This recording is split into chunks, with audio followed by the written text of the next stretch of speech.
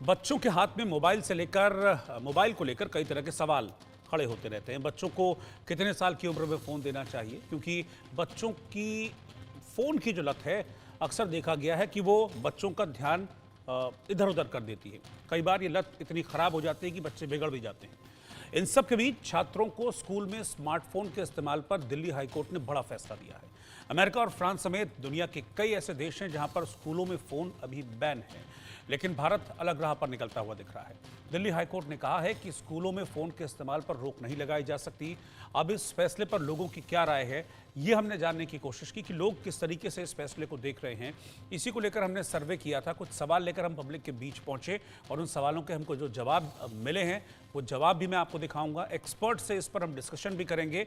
सबसे पहले मैं सवाल आपके सामने सर्वे का रखता हूं। सवाल था कि दिल्ली हाईकोर्ट ने स्कूलों में बच्चों के स्मार्टफोन ले जाने पर रोक लगाने से इनकार कर दिया, यानी कि बच्चे अब स्मार्टफोन लेकर स्कूल जा सकेंगे। इस पर आपकी क्या राय है? 19% लोगों ने कहा कि हम फैसले से सहमत हैं। 80% लोगों ने कहा कि हम फैसले से सहमत नहीं हैं, असहमति अपनी जाहिर की है। 1% लोगों ने इस पर कोई भी जवाब नहीं दिया है। फिर सर्वे का अगला सवाल था कि स्कूलों में स्मार्टफोन ले जाना बच्चों का जो कंसंट्रेशन होता है, क्या उस पर कोई असर डालेगा? 78% लोगों ने कहा कि हाँ, ये बच्चों के कंसंट्रेशन पर असर डालेगा। 17% लोगों ने ना में जवाब दिया और 5% लोगों ने कहा कि हम इस पर कुछ कह नहीं सकते। इस सर्वे का एक और सवाल मैं आपके सामने रख रहा हूं। वो सवाल ये था कि क्या आप अपने बच्चों को स्कूलों में स्मार्टफोन देकर भेजेंगे? 19% लोगों ने कहा हाँ भेजेंगे। 81%, आप देखिए, मेजॉरिटी पेरेंट्स, मेजॉरिटी माता पिता कह रहे हैं कि नहीं, हम स्कूलों में बच्चों को स्मार्टफोन लेकर भेजने के पक्ष में नहीं हैं, ना भेजते हैं, ना भेजेंगे। और ख़ास बात है कि सभी लोगों ने इस पर रिएक्ट किया। मेरे साथ दो खास मेहमान हैं। Doctor Swati Jindal, senior lawyer हैं सुप्रीम कोर्ट की, वो इस वक्त साथ में हैं, और डॉक्टर संध्या कुमारी, एजुकेशनिस्ट हैं, वो भी इस वक्त साथ में। आप दोनों का बहुत बहुत स्वागत है। डॉक्टर स्वाति जिंदल, पहले मैं आपके पास आ रहा हूँ। कोर्ट की गाइडलाइंस है, किस तरीके से आप इस गाइडलाइंस को देखते हैं? क्योंकि जो बच्चों के हाथ में मोबाइल है वो हमेशा से एक ऐसा विषय रहा है जिसको लेकर ये कहा जाता है कि भाई मोबाइल जब से आए हैं बच्चों का ध्यान पढ़ाई से हटता जा रहा है, और मेजॉरिटी बच्चों में हमने देखा कि ये एक प्रॉब्लम की तरह भी हो गया है, एडिक्शन भी हो गया है। लेकिन अब हाई कोर्ट का जो ये गाइडलाइंस है, जो ये फैसला है, इसको आप कैसे देखती हैं? बहुत ही सुंदर जजमेंट मैं कहूंगी जस्टिस अनूप भंबानी की है ये। और बहुत प्रैक्टिकल भी है। देखिए रोहित जी, आज की जो नया दौर है, समय बदल रहा है, समय के साथ बदलना हमें पड़ेगा, चाहे हम चाहें या ना चाहें। आपके सर्वे ने, जो आपने बहुत ही वैलिड एक सर्वे कंडक्ट करा है, उसमें मैक्सिमम लोगों ने यही कहा है कि सेलफोन्स डिस्ट्रैक्शन कॉज करते हैं। मैं मानती हूँ इस बात को, बच्चों को छोड़िए, बड़ों में भी सेलफोन्स बहुत डिस्ट्रैक्शन कॉज करते हैं। बट क्या इसका मतलब ये है कि इन डिस्ट्रैक्शंस के चलते इन स्मार्टफोन्स को हम टोटली बैन कर सकते हैं? मुझे नहीं लगता कि ऐसा हो पाएगा। आज का जो हमारा एजुकेशन सिस्टम है वो इतना डिजिटलाइज हो चुका है कि चाहकर भी हम टेक्नोलॉजी को पूरी तरह से डिस्कार्ड नहीं कर सकते हैं स्कूल सिस्टम्स में। मोस्ट ऑफ द जितने भी हमारे असाइनमेंट्स आते हैं वो सब ऑनलाइन आते हैं। टाइम टेबल ऐसा हो गया है, बच्चों की कोचिंग क्लासेस सब ऐसी हो गई हैं। सब चीजों को अगर हम दरकिनार कर भी दें तो सेफ्टी कंसर्न्स इतने हैं कि आज न्यूक्लियर फैमिलीज में कोई भी पेरेंट्स इतने कंफर्टेबल नहीं है कि वो अपने बच्चे को बिना किसी सर्वेलेंस या स्मार्टफोन की प्रोटेक्शन के कहीं भेज सकें। कितने बच्चे ऐसे हैं जो टैक्सीज में आते हैं, उसमें उनको अपनी लोकेशन ट्रैक करने में पेरेंट्स को आसानी हो, जहां जहां बच्चा अपने आप कोचिंग पे जा रहा है पेरेंट्स को पता रहे कि मेरा बच्चा इस वक्त किधर है, वो उससे टच में रह सके। इसके चलते हम लोग स्मार्टफोन्स पूरी तरह बैन तो नहीं कर सकते, बट जो गाइडलाइंस जस्टिस बम्बानी ने ड्राफ्ट करी हैं, आपको समझना होगा ये बात कि ये गाइडलाइंस कोर्ट ने आइसोलेशन में नहीं बनाई है। कोर्ट ने सारे स्टेक होल्डर्स जितने भी हैं, आप एनवीएस, केवीएस, केंद्रीय विद्यालय संगठन, बहुत बड़ा स्कूल संगठन है इंडिया में, DCPCR, NCPCR, national commission for protection of child rights, Delhi commission, इन सबको साथ में लेकर ये गाइडलाइंस बनाई हैं। और इन गाइडलाइंस में ये सभी कुछ दिया हुआ है। ऐसा नहीं है, अगर कोर्ट ये कहती है कि आप पूरी तरह स्मार्टफोन्स को बैन नहीं कर सकते स्कूल में, तो इसका मतलब ये नहीं है कि कोर्ट ने खुली छूट दे दी है कि भाई आप स्मार्टफोन्स लेकर क्लास में आइए और मजे करिए। उस गाइडलाइन में प्रॉपर एन्यूमरेशन है कि स्कूल कहाँ कहाँ बिल्कुल बैन कर सकता है स्मार्टफोन को, कैसे स्कूल एक प्रोविजन रख सकता है कि स्कूल में एंट्री के समय स्मार्टफोन्स को एक जगह डिपॉजिट करा दिया जाए, जाते वक्त ले लिया जाए, किस तरीके से रेगुलेटेड यूज करना है स्कूल को, और कैसे बच्चों को ये सिखाना है कि स्मार्टफोन एक ऐसी जरूरत है जिसको हम पूरी तरह डिस्कार्ड नहीं कर सकते। देखिए, खाना भी हमको जरूरत के हिसाब से ही खाना पड़ेगा, ये सीखते हैं ना हम कि ज्यादा खाना खाने से तबीयत खराब है।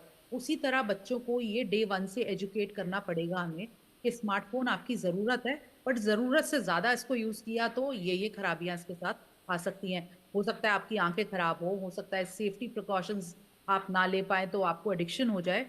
इस चीज हर चीज जो हमें नुकसान पहुंचा सकती है हम उसको फेंक नहीं सकते अपनी जिंदगी से। हमें ये सीखना पड़ेगा कि उस चीज का रेगुलेटेड यूज हम कैसे करें। और ये गाइडलाइंस जो जस्टिस भम्मानी ने दिल्ली हाई कोर्ट से दी हैं इस केस में, बहुत सुंदर गाइडलाइंस है। इसको डिटेल में अगर आप देखेंगे तो आप रियलाइज करेंगे कि ऑलमोस्ट सारी जो कॉन्सिक्वेंसेस हो सकते हैं उसको डील किया गया है इनमें। ठीक है, मैं डॉक्टर संध्या कुमारी से भी इस पर एक रिएक्शन लेना चाहूँगा, क्योंकि एजुकेशनिस्ट हैं, शिक्षाविद हैं। आप किस तरीके से देख रही हैं डॉक्टर संध्या कुमारी, आपका क्या से है आज जो ये फैसला लिया गया है?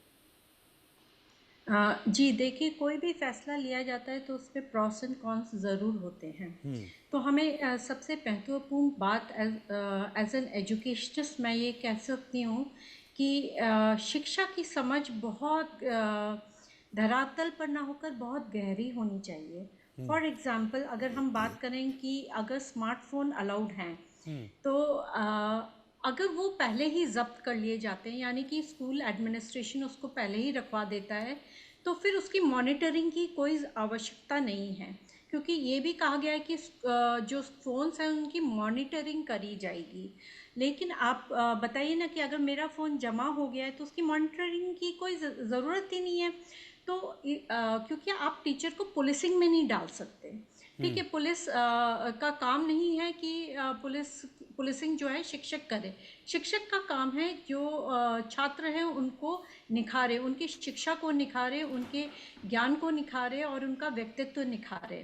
तो अगर शिक्षक ही एक ज़ीरो लेवल पर आ जाएंगे, यानी कि अगर वो क्लासरूम में हैं और क्लासरूम में क्या कर रहे हैं वो कि जी छात्र आप ये फ़ोन मत इस्तेमाल करें, या आप जमा कर दें, आपने क्यों नहीं जमा करें, या चेकिंग करेंगे, तो वो पुलिसिंग के सिस्टम में आ जाएगा।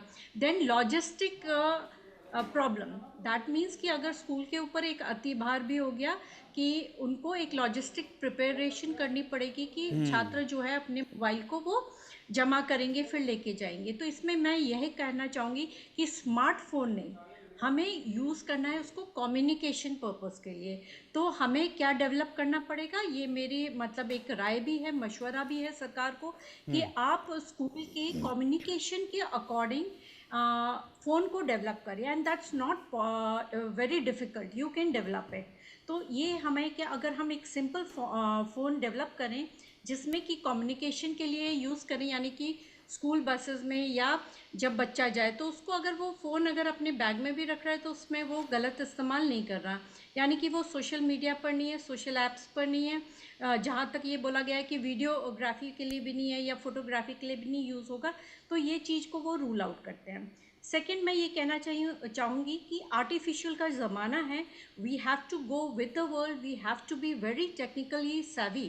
तो अगर टेक्निकली savvy करना है बच्चों को, and why smartphones, why don't you make a smart class.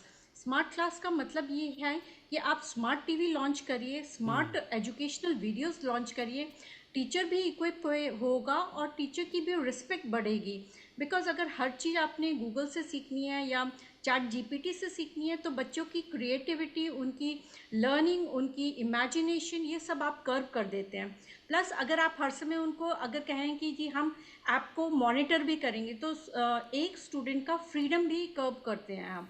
तो बहुत सारे इश्यूज़ हैं, इसलिए आपको जो एजुकेशनली आपको इसको डेवलप करना पड़ेगा। नंबर वन, आपको स्टडीज़ जो हैं वो एजुकेशनली डेवलप करनी पड़ेंगी। 10 ईयर की एजुकेशन आप 3 ईयर्स में बच्चे को दे सकते हैं, because the learning is very fast. Artificial intelligence has to be use, and जो स्क्रीन टाइम है उसका कितने टाइम तक आपको यूज़ करना है, स्मार्ट लॉन्चिंग स्क्रीन्स कैसे यूज करने हैं, नॉट स्मॉल स्क्रीन, बिकॉज वो आपके ब्लू वेव्स को इन्फेक्ट करते हैं. Blue waves, see we have got a left brain and the right brain and the mid brain, we have the vagus nerves, we have the pineal gland, we have a conscious mind, we have an unconscious mind. So when you put together all the mind and the personality of the child, we can't let the child go underdeveloped or overdeveloped. We have to balance the technique with the education system. सो हम लोगों को क्या है कि तैयारी अभी हमारी नहीं है. हम क्या है कि हर चीज़ को एक मॉडर्नेस की, ओके स्मार्टफोन है इसको डाल दीजिए, वो हमारी मॉडर्नेस हो गई. But that is not the point. Okay, it's a good point, but कहाँ पर आपको स्मार्टफोन की जगह user friendly and communicative phone का आपको लॉन्चिंग करनी है, कहाँ आपको content based content enrichment according to AI and smart videos on smart TV with guided teaching methodology that has to be incorporated. You have to systematize the system and education into concise time of 3 years rather than 10 years, and leave the child to develop physically, mentally, emotionally, because this is going to harm the child's mind, the child's conscious mind, the child's emotional intelligence, the child's creativity. So there are many issues, and you cannot take a simple thing into just one view. It increases the logistics, and the teacher's role has to be defined. ये